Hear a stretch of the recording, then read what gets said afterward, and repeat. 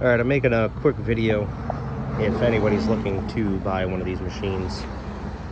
We've got about 115 hours on this specific machine, AGT LRT-23, with the 740cc motor. Pretty good unit for the money, but a couple key things that, you know, to keep in mind. This is not the factory bucket. This is a Spartan equipment bucket, oversized like mulch bucket. But nonetheless, a couple things to keep in mind. This is a 2-pump system, so running anything that requires full-time hydraulics is not ideal with this machine, even though it has a big motor.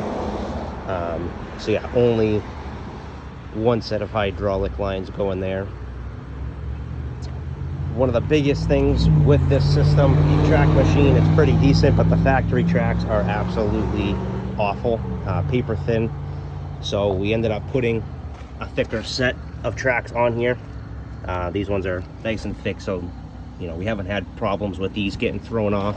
And we also I did a bunch of measurements with the factory roller wheels, because those were junk. The bearings blew out within the first 20 hours.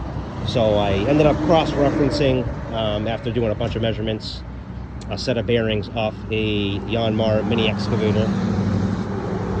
A couple other things. I mean, your basic controls, I know these usually vary a little bit. Choke cable and that whole mechanism, awful from the factory.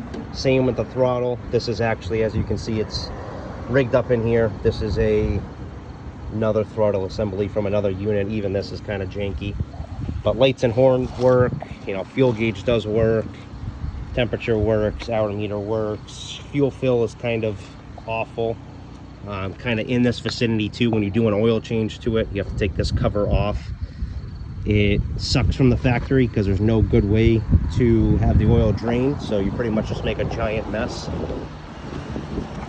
Other than that, a couple little things. You know, these are cheap, so these hinges are broken off of this. You know, not the best quality, but I mean, what can you expect? It's pretty cheap. Get this stuff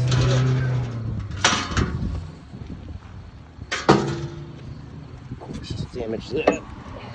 But they do make it, you know, pretty straightforward.